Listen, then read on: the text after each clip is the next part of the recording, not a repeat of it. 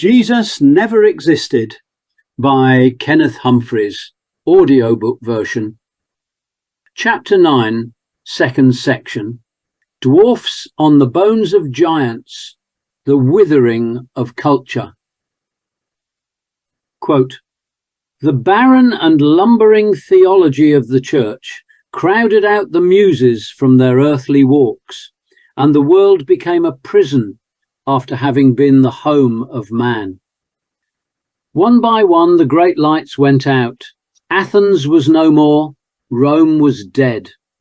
The bloom had vanished from the face of the earth, and in its place there fell upon it the awful shadow of a future hell."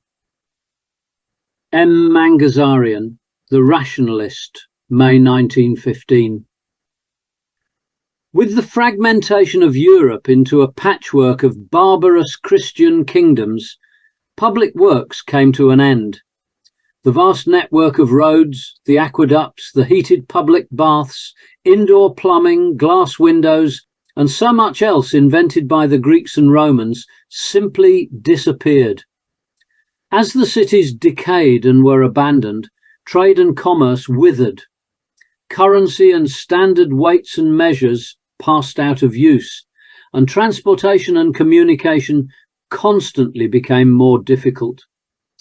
In many instances, the neglected hulks of antique buildings took on new, degenerate use. For example, in Lucca, the amphitheatre saw housing rise on the auditorium. In Ares and Rome, theatres and triumphal arches were pressed into service as forts. On the Dalmatian coast, the remnant of the town of Salona actually moved into the ruins of Diocletian's palace, which became the town of Split. The church in particular moved adroitly to repurpose decaying imperial structures, and the fine basilicas built by the legions themselves became the very structures pressed into new use as sanctuaries of the faith. But most of the grand structures were abandoned to the elements until stone was again required for the construction of churches and the palaces of barbarian kings. Between the 6th and 13th centuries, there were no quarries open in Western Europe. Instead, spoil from the ruins of antiquity provided a seemingly inexhaustible supply of convenient building blocks. The finest marble sculptures were burnt for lime. A Tale of Two Emperors. Emperor Hadrian builds himself a villa in the country. Villa Hadriani, an estate of more than 30 buildings, including baths, theatres, temples, libraries and audience halls, connected by a network of underground service tunnels. Hadrian, a brilliant, complex personality, designed many of the buildings himself. At 300 acres, the pagan emperor's residence was twice the size of the town of Pompeii. The grandiose palace estate was used by all subsequent emperors until Constantine, who ransacked the villa for statuary and other valuables for his new city in the east. His vandalism set an example for others to follow. With the arrival of the Christian Dark Age, the imperial residence became a quarry for stone, its beautiful marbles burnt for lime. In the 17th and 18th centuries, European aristocrats, including the popes, dug several hundred buried works of art from the ruins to decorate their Renaissance mansions. Many of the prized artifacts in the world's museums originally graced this sumptuous palace of the Caesars. In contrast to the genuine imperial splendor of Hadrian, 7 centuries after the death of Hadrian, the Christian emperor Charlemagne, Carolus Magnus, for all his pretensions, ruled his ramshackle empire from the ruins of the Roman spa town at Aachen. He liked the thermal pools and quarried the ruins of the town to build a palace and a church. Emperor Charlemagne refits a provincial Roman spa. Quote, "Above all, sacred edifices were the object of his care throughout his whole kingdom." Einhard, The Life of Charlemagne. Charlemagne, Christian hero, is credited with many things, most alarmingly, the European ideal. Einhard wrote his sycophantic biography using Suetonius's Life of Augustus as his model. In one sense, it was a valid choice. Almost everything that characterized the Imperium Christianum of the German warlord was stolen from Italy. His most celebrated edifice, the Basilica of the Holy Mother of God at Aachen, took its marble columns, Corinthian capitals, and classicizing bronze work from Roman ruins in Italy.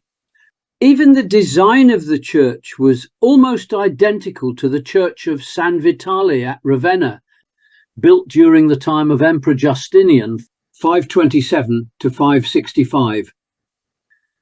By the time the warlord Charlemagne established his impoverished empire, an essential element of Roman Catholicism's foreign policy was the export of martyrs' bones and relics to its religious colonies. The various parts of a, quote, martyr might be distributed across the length and breadth of Christendom. Indeed, the priesthood quite consciously used the disturbing power of skeletons to instill fear and awe in whole nations lost in ignorance and superstition.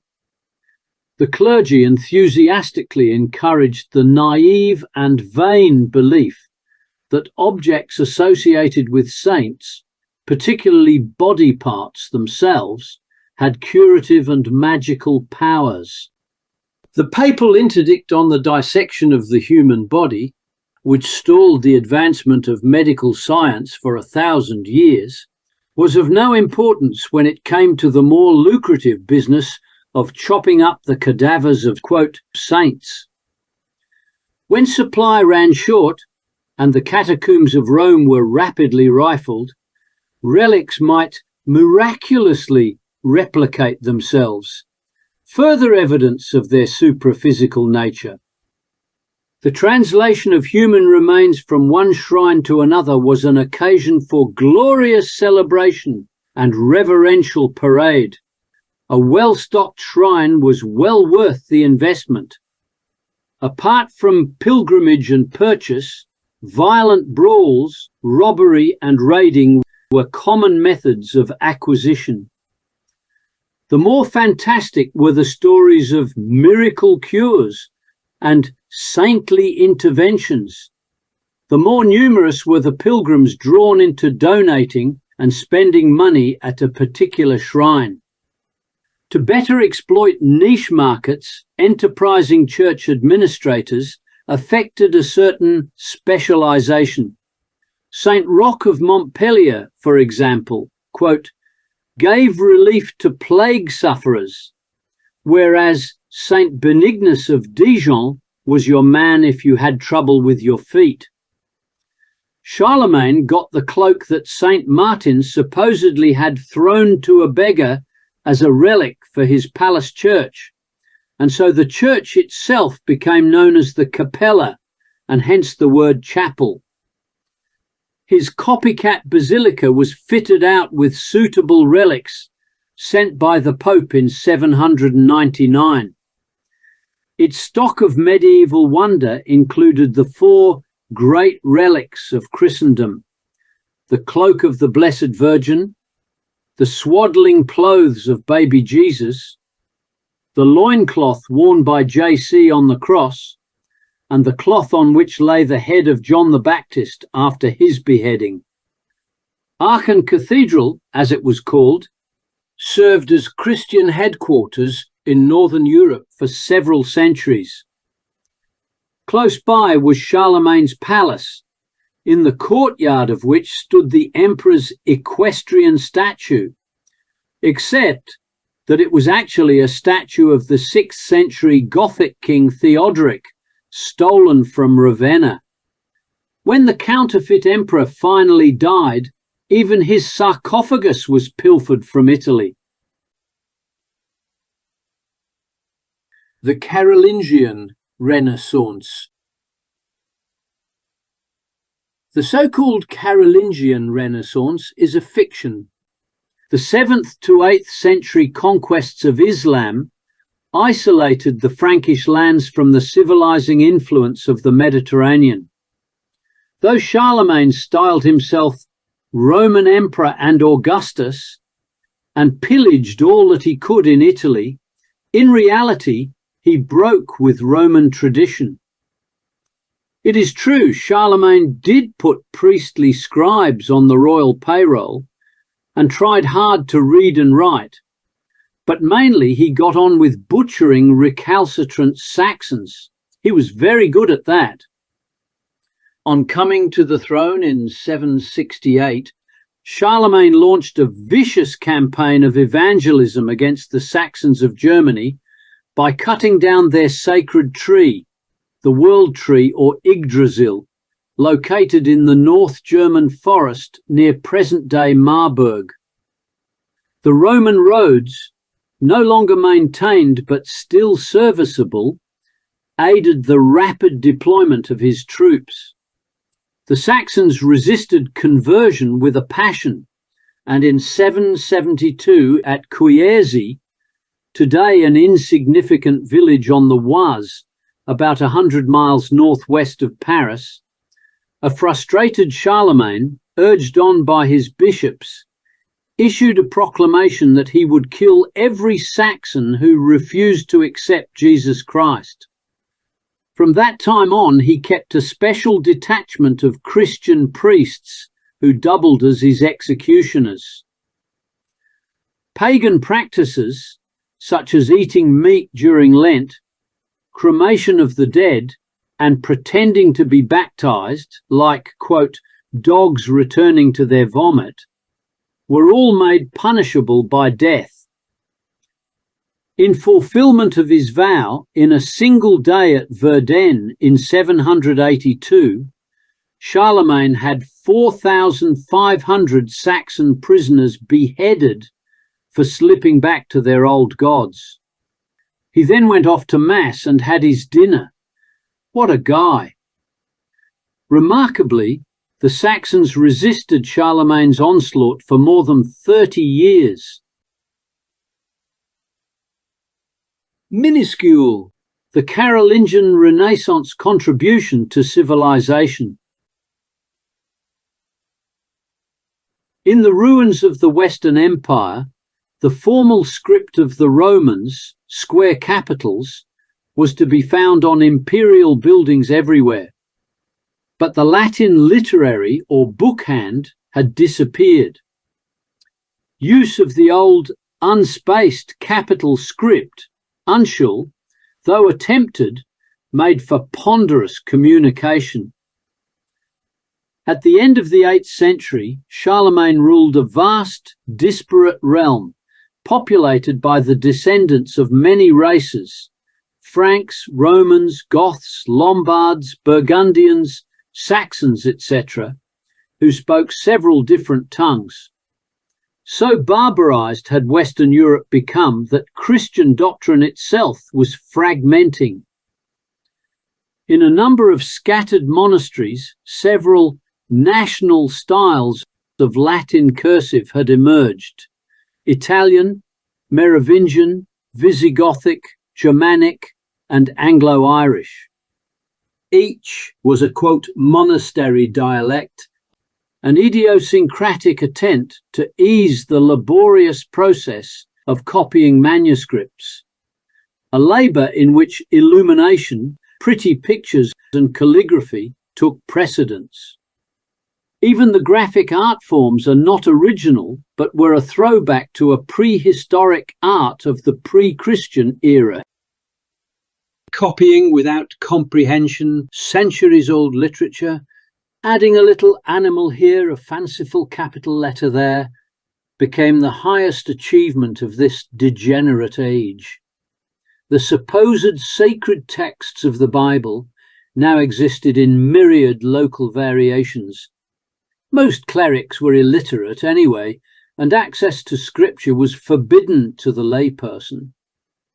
Within gem-overlaid covers and smothered by a riot of calligraphy lay the cold corpse of a language. Charlemagne, favoured son of the papacy, was committed to imposing Roman Catholicism wherever his influence could reach. He feared heresy could emanate not only from the mouths of pagans, who would either convert or be killed, but also from ignorant priests who could not read their own scriptures. Quote, "For when in the years just past letters were often written to us from several monasteries, we have recognized in most of these letters both correct thoughts and uncouth expressions. Whence it happened that we began to fear lest perchance, as the skill in writing was less, so also the wisdom for understanding the Holy Scriptures might be much less than it rightly ought to be." Charlemagne, letter to Baugulf, abbot of Fulda. A series of decrees or capitulas were issued which threatened clerics with loss of office if they failed to acquire an ability to read and write. Bishops supposedly had to ascertain compliance, though they might themselves have been illiterate. Charlemagne set out to impose a standardized Vulgate Bible, a standardized Benedictine rule, and a standardized liturgy. But to achieve this, he needed a standardized written language. The warlord found his man in Alcuin, a refugee from war-ravaged England and severely orthodox churchman. Alcuin and his monks in the first cathedral school poured through all the classical works of antiquity they could find for the inspiration for a new script. Quote, "I, your Flaccus, according to your exhortation and encouragement, am eager to inebriate others with the old wine of ancient learning." Alcuin of York, letter to Charlemagne. As a result, Carolingian minuscule developed, a familiar combination of capital and small letters with most decorative flourishes and ligatures eliminated. As monastic agents expanded their activity, for example into England in the 10th century and into Spain in the 11th century, Carolingian minuscule became the written language of oppression and religious orthodoxy. It became the official script and literary hand of the Frankish Empire. From it emerged all the later Gothic, Roman, and humanist scripts, still in use today.